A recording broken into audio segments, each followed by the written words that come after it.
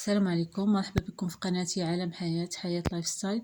بما ان كيجيوني بزاف الاسئله في فيديوهات اللي قبل على المراه الحامل شنو تقدر تاخذ مني كيجيوها لي نوزي او داك الترويعه ديال المعده او القيء، شنو هما الدويات اللي تقدر تاخذ.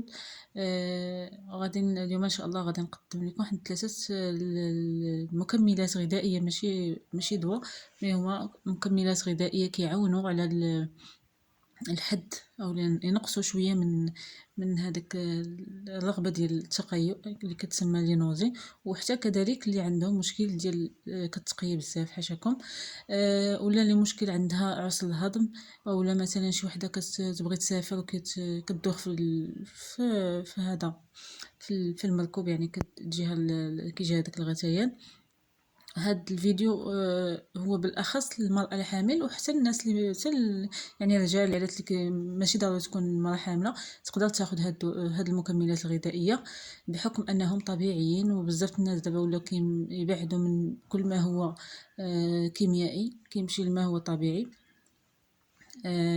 فانا اليوم كنصحكم بهاد 3 المكملات الغذائيه. كاين عندنا هاد اونتي ميتيل، كما كتشوفوا راه مصوره فيه المراه حامله ومصور فيه الدري الصغير، يعني حتى اللي بيبي نقدروا نعطيوه ليهم، بحكم انه ما فيش المواد الكيميائيه. بالنسبه للمراه حامله او للناس كبار، كما قلت لكم بالنسبه لهاد اونتي ميتيل، بالنسبه للرجال ولا مراه ما حاملاش كتاخذ 2 حبات 4 المرات في النهار، كيتخاد ربع ساعه قبل الماكله. وبالنسبه للمراه اللي كتكون حامله غادا تاخذ وحده في الصباح ووحده في الغداء نص ساعه قبل الماكله. وبالنسبه للدراري الصغار كنعطيوهم حبه 4 المرات في النهار، حتى هو كما قلت لكم قبل الماكله بواحد ربع ساعه حتى لثلث ساعه. بالنسبه لهاد نوميتيل طريقه الاستعمال ديالو راه كلشي مكتوب في البواطه، غنعاود نشرح لكم. ها نتوما كما كتشوفوا هنايا، هذا ابتداء من 3 سنين، عكس هذا يعني من الزياده يقدر ياخذوا. هذا ابتداء من 3 سنين، من 3 سنين كياخذ حبه 2 مرات في النهار، يعني ماكسيموم في 2 حبات في النهار. بالنسبه للاطفال اكثر من 6 سنوات فهو ياخذ حبه 4 مرات في النهار. لي زادولت enfants دو بليس دو 2 ans، يعني الكبار والوليدات اللي اكثر من 12 عام كياخذ 2 حبات 4 المرات في النهار، يعني تقريبا 2 حبات في الصباح و2 حبات في الليل. والمراه اللي حامل كتاخذ حبه في الصباح وحبه في الغداء نص ساعه قبل الماكله، اولا كتاخذ 2 حبات دقه واحده في الصباح قبل الفطور.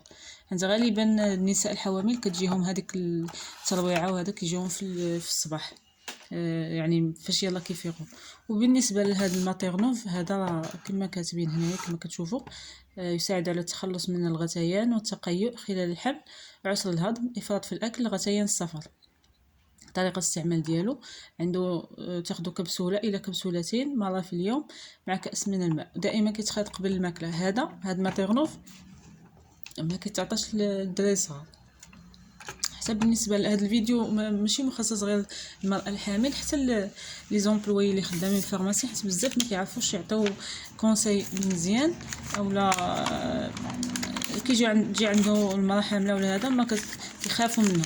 على العكس موجودين مكملات غذائيه اللي تعطيوها لهم بكل زعما ما كتخافوا منها حتى شي حاجه، يعني ما عندوش اعراض جانبيه. وهادو هما الدويات اللي او المكملات الغذائيه اللي تقدروا تعطيهم بكل طمأنينه كما كنقولوا، يعني ما غاديش تخافوا انكم تعطيوهم لهم بلا استشاره طبيه. كنتمنى من الله ان هذا الفيديو يكون عجبكم، ولا عجبكم هذا الفيديو ما تنساوش تخليو لي لايك، وما تنساوش تخليو لي تعليقاتكم. وبسلام عليكم، الى فيديو اخر ان شاء الله.